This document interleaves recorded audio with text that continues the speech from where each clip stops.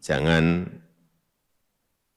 menimbulkan polemik di masyarakat, fokus pada bekerja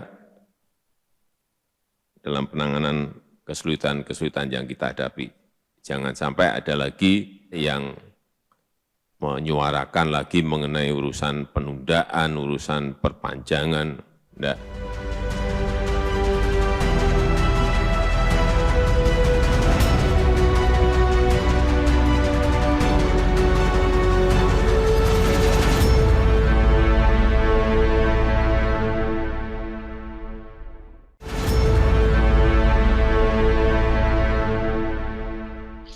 Assalamualaikum warahmatullahi wabarakatuh. Kembali berjumpa dengan saya Hersy Buno Arif dari Forum News Network. Channel YouTube Kepresidenan Rabu siang 6 April 2022 merilis pidato pengantar Presiden Jokowi dalam rapat paripurna kabinet. Baru dirilisnya pidato resmi ini tentu sangat menarik untuk dicermati, sebab rapat kabinet itu, rapat paripurna itu berlangsung kemarin hari Selasa, tanggal 5 April. Yang dirilis lebih terdahulu itu adalah penjelasan dari Menko Perekonomian Erlangga Hartarto dan bersama dengan Menteri Keuangan Sri Mulyani. Ini nggak biasanya seperti ini. Biasanya kan pidato presiden yang harus mendapat prioritas. Rupanya tim komunikasi dan media presiden ini benar-benar mempertimbangkan apakah pengarahan presiden itu harus dirilis atau tidak. Sebab kalau kita cermati isi arahan presiden ini sangat-sangat sensitif. Publik itu bisa menangkap ada kekhawatiran dari Presiden Jokowi menghadapi situasi perekonomian dan dampak politiknya. Kita bisa melihat bukan hanya pada materi yang disampaikan, tetapi juga ekspresi Presiden yang tampak lelah. Ini beda sekali ya dengan pidato ketika Pak Jokowi marah-marah di Bali pada waktu itu. Kelihatan lelah, tetapi masih bersemangat marah. Tapi kali ini pidatonya dalam nada yang sangat datar. Supaya Anda bisa menyimak, kemudian mencermati dan menilai sendiri pidato Presiden ini, saya ajak Anda untuk menyimaknya secara lengkap. Kita semua tahu bahwa situasi saat ini adalah situasi yang tidak mudah, situasi yang tidak gampang. Saya kira sisi baik fiskal kita, moneter kita sangat dipengaruhi oleh ekonomi global yang sedang bergejolak, utamanya yang berkaitan dengan kenaikan inflasi hampir di semua negara. Kesadaran ini harus kita miliki dan dampak itu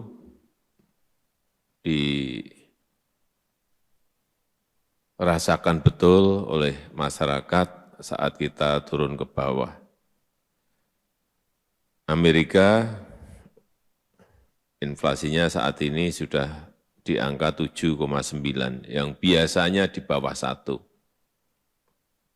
Di Uni Eropa juga sudah masuk ke angka 7,5%, yang biasanya juga kira-kira hanya di angka 1. Turki sudah di angka 54. Ini angka-angka seperti ini akan membawa kita yang saya kira sudah kita tahan-tahan agar tidak terjadi kenaikan, tetapi saya kira situasinya memang tidak memungkinkan. Nggak mungkin kita tidak menaikkan yang namanya BBM, nggak mungkin. Oleh sebab itu kemarin naik Pertamax. Oleh sebab itu kewaspadaan yang tinggi ini harus setiap hari, setiap minggu harus dihitung terus bagaimana harga gas dan terutama memang selain harga energi dan juga harga pangan. Dua hal ini yang menjadi sangat-sangat penting sekali untuk terus kita waspadai bersama dan harus selalu dirapatkan, dikonsolidasikan agar tidak keliru dalam mengambil keputusan. Dan sekali lagi, selain rakyat, hampir di semua negara sudah mengalami ini, kita, masyarakat kita, rakyat kita juga mulai merasakan dampaknya dari kenaikan inflasi, kenaikan energi, kenaikan harga bahan pangan. Barang-barang kebutuhan pokok juga sudah mulai naik. Hati-hati, utamanya masalah ketersediaan, pasokan, dua hal tadi, pangan maupun energi, apalagi ini menjelang Lebaran. Oleh sebab itu, seluruh yang hadir di sini, anggota kabinet, kepada semua menteri, kepala lembaga, agar kebijakan yang diambil itu tepat. Sikap-sikap kita, kebijakan-kebijakan kita, pernyataan-pernyataan kita harus memiliki sense of crisis. Harus sensitif terhadap kesulitan-kesulitan rakyat.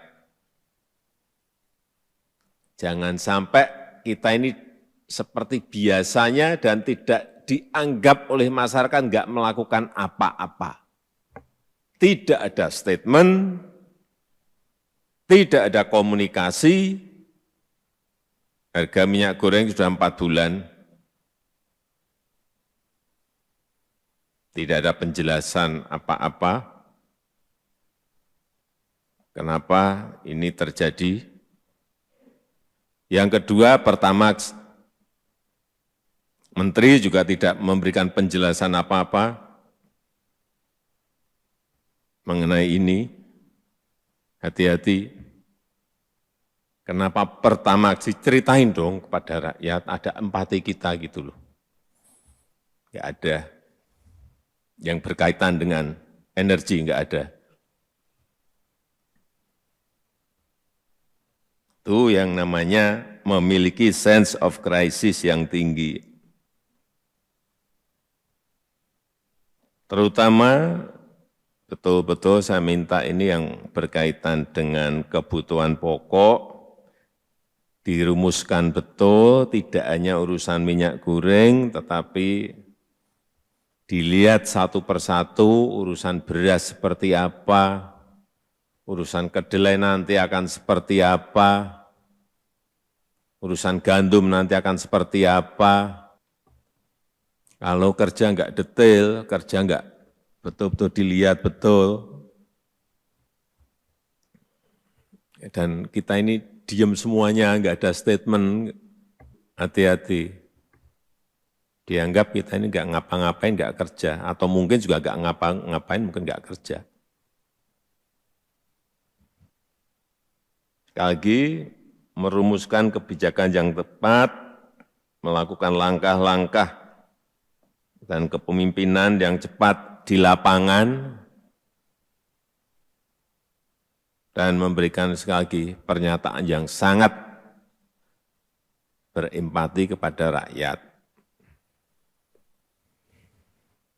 Hati-hati, arus mudik ini bisa di luar perkiraan kita. Oleh sebab itu semua Kapolri dibantu TNI, Menteri Perhubungan, yang dikoordinasi Pak Menko betul-betul menyiapkan ini, jangan sampai keliru, mempersiapkan jalur mudik yang baik dan bisa meminimalisir kemacetan dan penumpukan arus mudik maupun arus balik nantinya. Harus mulai dihitung betul. Ini bisa, kalau yang saya tangkap di bawah, ini semuanya ini mau mudik semua. Jadi persiapannya juga harus ekstra. Yang berkaitan dengan bantuan sosial, saya harapkan baik PKH dan lain-lain, plus yang kemarin BLT minyak goreng, bisa disalurkan secepat-cepatnya sebelum Lebaran tiba. Syukur dalam minggu-minggu ini sudah bisa sebagian sudah tersalurkan. Bukan apa-apa, mungkin kita itu enggak merasakan, tapi 300.000 rupiah bagi rakyat itu pas mau lebaran dapat itu, rasanya betul. Saya bisa merasakan betul itu. Senangnya kalau bisa memegang uang itu, yang bisa dipakai untuk membeli minyak goreng dan kebutuhan-kebutuhan pokok lainnya. Saya juga ingin mengingatkan kembali, padat karya jangan dilupakan. Situasi seperti ini kita memerlukan lapangan kerja yang seluas-luasnya. Oleh sebab itu, ini perlu saya ingatkan lagi agar tidak lupa. Dorong industri-industri yang berkaitan dengan pangan, mungkin pakan ternak dalam skala kecil, dirumuskan juga yang berkaitan dengan cold storage, yang bisa cold storage logistik yang bisa dipakai untuk menyimpan makanan dalam bahan pangan dalam waktu yang sangat panjang. Kemudian yang berkaitan dengan investasi, perlu saya ingatkan lagi, insentif untuk industri-industri yang padat pekerja, itu tolong diberikan ruang yang sebesar-besarnya. Industri yang berkaitan dengan substitusi impor atau TKDN berikan ruang yang seluas-luasnya dalam rangka yang di depan tadi sudah saya sampaikan. Sekali lagi, jelaskan situasi global yang sedang sangat sulit, sampaikan dengan bahasa rakyat dan langkah-langkah yang sudah diambil pemerintah itu apa dalam menghadapi krisis dan kenaikan inflasi, dan jangan menimbulkan polemik di masyarakat, fokus pada bekerja dalam penanganan kesulitan-kesulitan yang kita hadapi. Jangan sampai ada lagi yang menyuarakan lagi mengenai urusan penundaan, urusan perpanjangan. Enggak. Saya rasa itu yang ingin saya sampaikan. Anda sudah menyimak ya tadi. Apakah Anda sempat membuat catatan poin-poin apa saja yang disampaikan oleh Presiden Jokowi? Kalau belum, saya bantu Anda ya. Situasi tidak gampang. Saat itu yang pertama kali disampaikan oleh Presiden Jokowi, itu artinya situasi sekarang tidak sedang baik-baik saja dari sisi fiskal dan moneter, karena ini dipengaruhi ekonomi global yang tengah bergejolak. Itu kata Presiden Jokowi. Kemudian Pak Jokowi juga menyampaikan bahwa semua negara mengalami inflasi. Ini saya kira semacam hiburan lah, karena menyebutkan bahwa Amerika, negara-negara lain termasuk Turki yang inflasinya sangat tinggi. Nah, poin berikutnya dari Pak Jokowi, harus ada kesadaran dampak yang dirasakan masyarakat, gitu. Tetapi di satu sisi kemudian Pak Jokowi menyampaikan bahwa nggak mungkin pemerintah tidak menaikkan barang-barang itu. Jadi nggak mungkin kita menaikkan BBM, itu kata Presiden Jokowi. Karena itu kata beliau perlu kewaspadaan tinggi.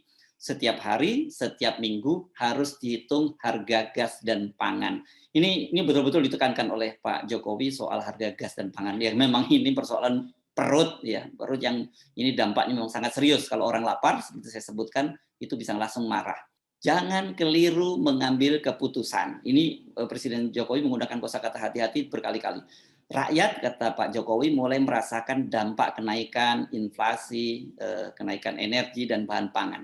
Hati-hati kebutuhan pokok, ketersediaan pangan dan energi, apalagi jelang Lebaran. Nah, itu penekanan dari Pak Jokowi tadi. Jokowi juga mengingatkan semua menteri, kepala lembaga agar mengambil kebijakan yang tepat. Di luar itu harus pernyataan-pernyataan juga itu harus betul-betul dikontrol, harus punya sense of crisis. Sensitif terhadap persoalan rakyat, itu yang ditekankan oleh Presiden Jokowi. Ini juga ada soal yang menarik tadi, karena Presiden Jokowi itu menyinggung soal minyak goreng. Justru Pak Jokowi ini mempertanyakan mengapa sudah ada 4 bulan lebih tidak ada penjelasan. Kenapa ini terjadi? Ini menurut saya agak aneh juga kalau Pak Jokowi bertanya ya, karena bukan 4 bulan sebenarnya, hampir 6 bulan. Dan dari Pak Jokowi sendiri kan juga tidak ada penjelasan. Yang ada justru malah muncul kebijakan Pak Jokowi untuk memberikan BLT kepada keluarga 20 juta lebih keluarga miskin dan juga para pedagang gorengan dan UMKM. Nah, yang bolak-balik menyampaikan ini adalah Menteri Perdagangan Lutfi, tapi janji-janjinya juga tidak terpenuhi. Ngomong-ngomong Pak Jokowi juga pernah berjanji, walaupun bukan Pak Jokowi sendiri, yakni melalui Mensekap Pramono Anung yang menyatakan bahwa pada waktu itu akan memberikan soal memberikan solusi soal kenaikan dan kelangkaan harga minyak goreng setelah kemah di Ibu Kota Negara Baru tanggal 14 Maret lalu. Tapi kita tahu kan kemudian yang terjadi kebijakannya adalah membuat harga eceran tertinggi dari minyak curah itu 14.000, sementara minyak kemasan dilepas pada harga pasaran. Tapi oke lah, Pak Jokowi kemudian rupanya menyalahkan para menterinya. Soal kenaikan Pertamax, nah ini Pak Jokowi juga menyinggung bahwa mengapa menterinya, dalam hal ini Menteri SDM juga tak memberikan penjelasan apa-apa. Ceritain dong pada rakyat, ada empati dong pada rakyat. Ini bahasanya sangat menarik karena beliau menggunakan bahasa yang tadi bahasa percakapan tadi. Soal kebutuhan pokok harus dirumuskan satu persatu. Minyak goreng, kedelai, beras, gandum seperti apa. Kita ini diam semua, nggak ada statement, kata Pak Jokowi. Nanti dianggap kita nggak kerja. Atau jangan-jangan memang nggak ngapa-ngapain dan nggak kerja. Wah, keras sekali ya pernyataan Pak Jokowi.